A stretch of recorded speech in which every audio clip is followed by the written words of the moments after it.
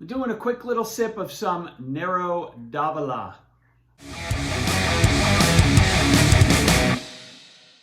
Welcome back to Drinking It In. I am your host, Chris Casara. You just saw my wine assistant, Monty, walking through the periphery of the camera.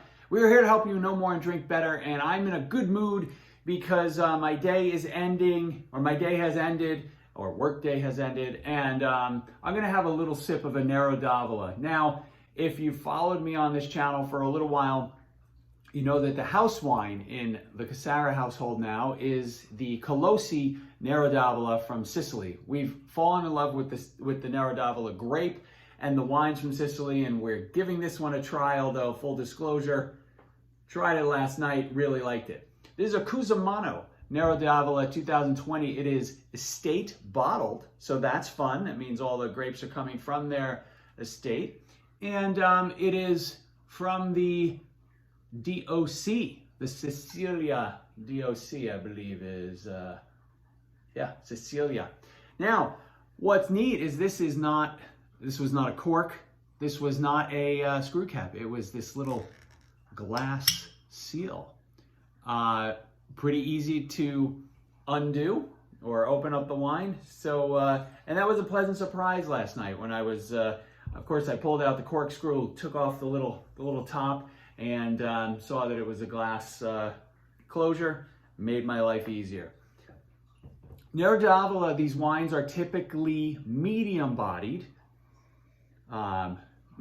This one's the noses are pretty. Their fruit is very expressive.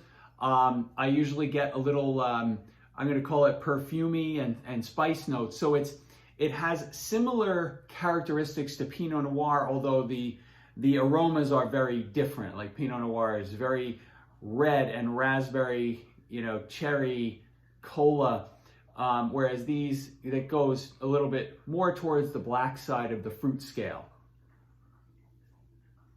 This one is very much black cherries. It's a little reminiscent of a bigger Pinot Noir, like something from a Russian river. Even, because there's like a baking spice characteristic to this.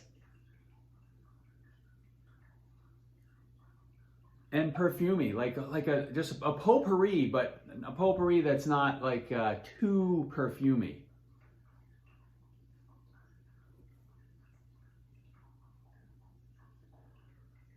And I just got like a cherry gumball.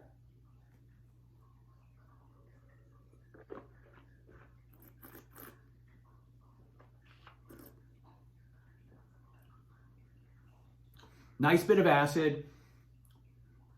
Lovely, smooth glide over the palate. A little bit of tannin, not too much, but there's some weight here.